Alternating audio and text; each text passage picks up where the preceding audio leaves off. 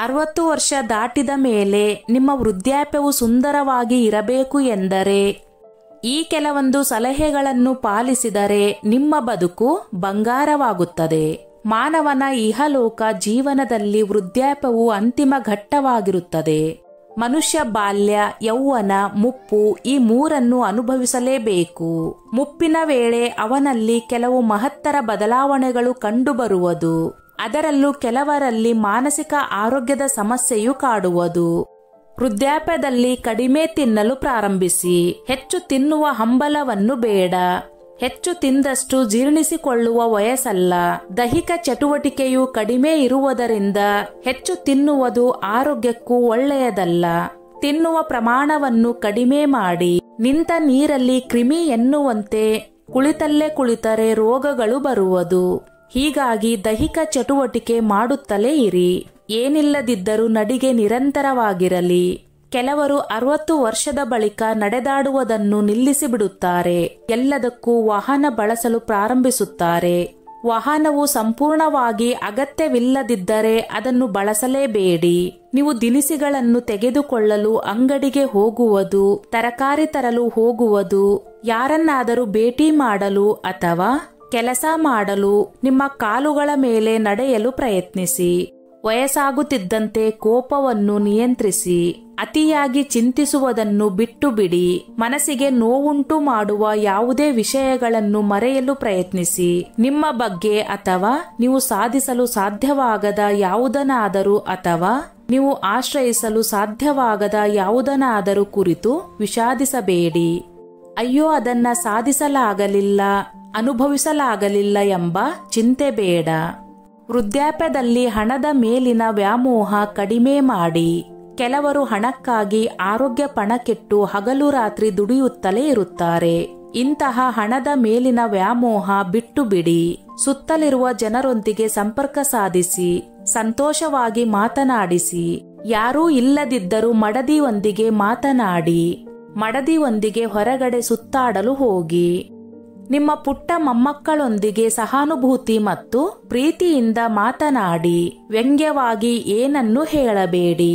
ನಿಮ್ಮ ಮುಖದಲ್ಲಿ ನಗುವನ್ನು ಇರಿಸಿ. ಹಣ, ಸ್ಥಾನ, ಪ್ರತಿಷ್ಠೆ, ಅಧಿಕಾರ, ಸೌಂದರ್ಯ ಇವೆಲ್ಲವೂ ಅಹಂಕಾರವನ್ನು ಹೆಚ್ಚಿಸುತ್ತವೆ. ನಮ್ರತೆಯು ಜನರನ್ನು ಪ್ರೀತಿಯಿಂದ ಹತ್ತಿರ ತರುತ್ತದೆ.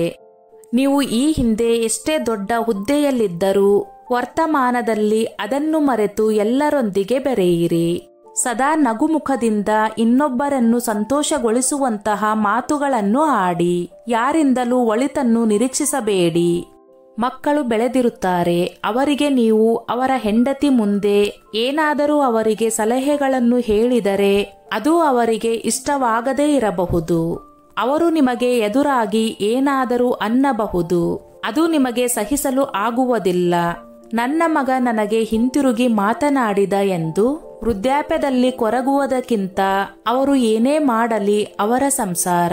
ಕೇಳಿದರೆ ಹೇಳಿ ಸಾಕು, ಇಲ್ಲದಿದ್ದರೆ ನಿಮ್ಮ ಪಾಡಿಗೆ ನೀವು ಇದ್ದು ಬಿಡಿ. ಹೆಂಡತಿ ಬಂದ ಮೇಲೆ ಅವರಿಗೆ ತಂದೆ ತಾಯಿ ಮಾತಿಗಿಂತ ಹೆಂಡತಿ ಮಾತೆ ಮುಖ್ಯವಾಗಿರುತ್ತದೆ.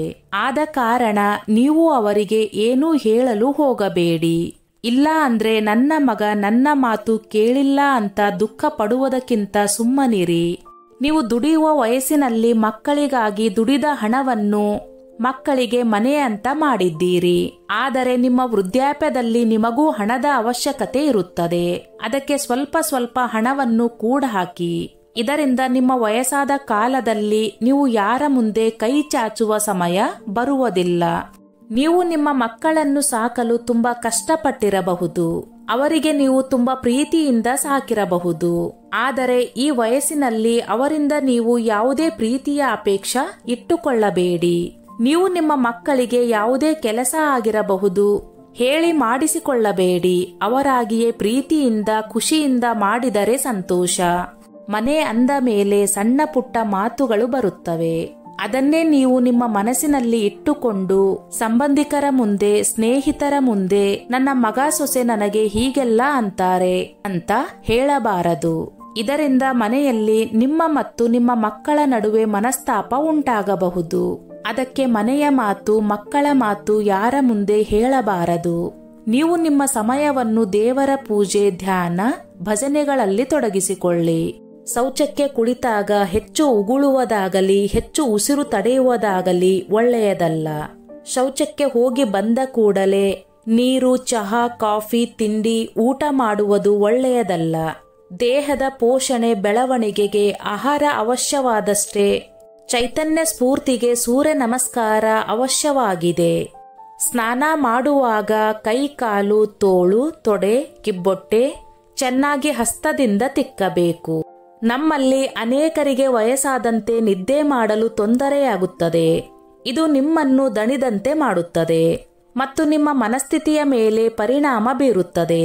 ಹಗಲಿನಲ್ಲಿ ನಿದ್ರೆಯನ್ನು ಕಡಿಮೆ ಮಾಡಿ ಮಲಗುವ ಸಮಯದಲ್ಲಿ ದಿನಚರಿಯನ್ನು ಸ್ಥಾಪಿಸಿ ಮತ್ತು ಪ್ರತಿ ರಾತ್ರಿ ಒಂದೇ ಸಮಯದಲ್ಲಿ ಮಲಗುವುದರ ಮೂಲಕ ನಿದ್ರಾಹೀನತೆಯನ್ನು ತಪ್ಪಿಸಿ. ಮಲಗುವ ಮುನ್ನ ಬಿಸಿ ಹಾಲಿನಂತಹ ಬೆಚ್ಚಗಿನ ಪಾನೀಯವನ್ನು ಪ್ರಯತ್ನಿಸಿ. ಬಲಭುಜ ಮೇಲೆ ಮಾಡಿ ಮುಖ ತೆರೆದುಕೊಂಡು ಮಲಗಬೇಕು. ಮೂಗಿನಿಂದಲೇ ಉಸಿರಾಡಬೇಕು. ಶವಾಸನ ಸ್ಥಿತಿಯಲ್ಲಿ ಇದ್ದುಕೊಂಡೇ ನಿದ್ರೆ ಹೋಗಬಹುದು. ದಿನಕ್ಕೆ 3 ಬಾರಿಗಿಂತ ಕಾಫಿ ಅಥವಾ ಚಹಾವನ್ನು ತೆಗೆದುಕೊಳ್ಳಬೇಡಿ. ಅದು ನಿಮಗೆ ಅಭ್ಯಾಸವಿದ್ದರೆ ಮಾತ್ರ. ಹಾಗೂ ಕುಟುಂಬದಲ್ಲಿನ ಚಿಕ್ಕ ದೊಡ್ಡ ವ್ಯಕ್ತಿಗಳ ವೈಯಕ್ತಿಕ ಜೀವನದ ಬಗ್ಗೆ ಹೆಚ್ಚು ಚಿಂತೆಯನ್ನು ಮಾಡಬಾರದು. ನಿಸರ್ಗದ ಸೌಂದರ್ಯದಲ್ಲಿ ಸುಖ ಪಡುವುದನ್ನು ಕಲಿಯಬೇಕು. ಪ್ರತಿದಿನ ಬೆಳಗ್ಗೆ ಎದ್ದು ಸ್ವಚ್ಛ ಗಾಳಿಯಲ್ಲಿ ತಿರುಗಾಡಲು ಹೋಗಬೇಕು. ಇದರಿಂದ ಮಾನಸಿಕ ಆನಂದ ಹಾಗೂ ವ್ಯಾಯಾಮ ಎರಡನ್ನು ಸಾಧಿಸಬಹುದು. ದಿನದಲ್ಲಿನ ಬಹಳಷ್ಟು ಸಮಯವನ್ನು ಆಧ್ಯಾತ್ಮಿಕ ವಾಚನ, ಮನನ, ಚಿಂತನ ಹಾಗೂ ಧ್ಯಾನಕ್ಕಾಗಿ ಕೊಡಬೇಕು. ಇತರ ವಿಷಯಗಳಿಗೆ ಕಡಿಮೆ ಮಹತ್ವ ನೀಡಬೇಕು. ಇಷ್ಟು ವರ್ಷ ನೀವು ಎಲ್ಲಾ ರೀತಿಯ ಜವಾಬ್ದಾರಿಗಳನ್ನು ವಹಿಸಿಕೊಂಡು ಬಂದಿದ್ದೀರಿ. ಈಗ ಎಲ್ಲಾ ರೀತಿಯ ಮನೆಯ ಜವಾಬ್ದಾರಿಗಳನ್ನು ಮಕ್ಕಳಿಗೆ ವಹಿಸಬೇಕು. ವಯಸ್ಸು ಹೆಚ್ಚಾದಂತೆ ಕಾಡುವ ಆರೋಗ್ಯ ಸಮಸ್ಯೆಗಳಿಗಾಗಿ ಪೋಷಕರಿಗೆ ಮಾಡಬೇಕಾದ ಖರ್ಚು ವೆಚ್ಚ, ಆರೈಕೆಗೆ ಅನ್ಯರನ್ನು ಅವಲಂಬಿಸಬೇಕಾದ ಅನಿವಾರ್ಯ ಸಂದರ್ಭಗಳನ್ನು ನಿಭಾಯಿಸುವ ಸಮಯ ಮತ್ತು ಕಾಳಜಿ ಮಕ್ಕಳಲ್ಲಿ ಕಾಣುತ್ತಿಲ್ಲ. ಆದ ಕಾರಣ ನಮ್ಮನ್ನು ನಾವು ನೋಡಿಕೊಳ್ಳುವಷ್ಟು ಆರ್ಥಿಕ ಅನುಕೂಲ ಹೊಂದಿದ್ದರೆ ಆತ್ಮವಿಶ್ವಾಸದಿಂದ ಬದುಕಲು ಭರವಸೆ ದೊರೆಯುತ್ತದೆ.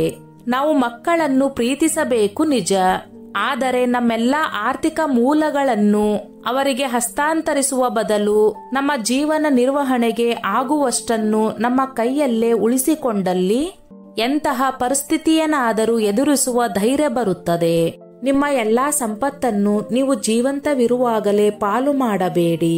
ಸಂಪತ್ತು ಇರುವವರೆಗೆ ಗೌರವ ಇರುತ್ತದೆ.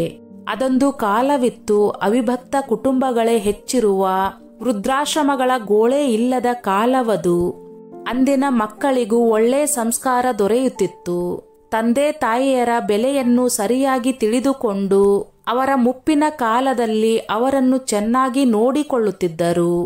ಆದರೆ ಇಂದು ವಯಸ್ಸಾದ ತಂದೆ ತಾಯಿಯರ ಗೋಳನ್ನು ಕೇಳಬೇಕಾದ ಮಕ್ಕಳೇ ಅವರನ್ನು ಜೀವನದ ಕಡೆಯ ದಿನಗಳನ್ನು ದುಃಖದಲ್ಲಿ ಕೈ ತೊಳೆಯುವಂತೆ ಮಾಡುತ್ತಿದ್ದಾರೆ. ಹೀಗೆ ತಮ್ಮ ತಂದೆ ತಾಯಿಯರನ್ನು ಅವರ ಮುಪ್ಪಿನ ಕಾಲದಲ್ಲಿ ವೃದ್ಧಾಶ್ರಮಕ್ಕೆ ಸೇರಿಸುವ ಮಕ್ಕಳು ಒಂದು ಮಾತು ನೆನಪಿಡಿ, ಮುಂದೆ ನಿಮಗೂ ವಯಸ್ಸಾಗುತ್ತದೆ. ನಿಮ್ಮ ಮಕ್ಕಳು ನಿಮ್ಮನ್ನು ವೃದ್ಧಾಶ್ರಮಕ್ಕೆ ಸೇರಿಸುತ್ತಾರೆ ಎಂಬುದನ್ನು ಗಮನದಲ್ಲಿಟ್ಟುಕೊಂಡು ನಿಮ್ಮ ತಂದೆ ತಾಯಿಯರನ್ನು ವೃದ್ಧಾಶ್ರಮಕ್ಕೆ ಸೇರಿಸಿ. ಹೀಗೆ ತಂದೆ ತಾಯಿಯರನ್ನು ವೃದ್ಧಾಶ್ರಮಕ್ಕೆ ಸೇರಿಸುವ ಮಕ್ಕಳು ಯಾವತ್ತೂ ಜೀವನದಲ್ಲಿ ಉದ್ಧಾರವಾಗಲು ಸಾಧ್ಯವಿಲ್ಲ. ಸ್ನೇಹಿತರೆ, ಈ ನನ್ನ ಮಾಹಿತಿ ನಿಮಗೆ ಇಷ್ಟವಾಗಿದ್ದಲ್ಲಿ ದಯವಿಟ್ಟು ಶೇರ್ ಮಾಡಿ, ಲೈಕ್ ಮಾಡಿ ಮತ್ತು ಸಬ್ಸ್ಕ್ರೈಬ್ ಮಾಡಿ.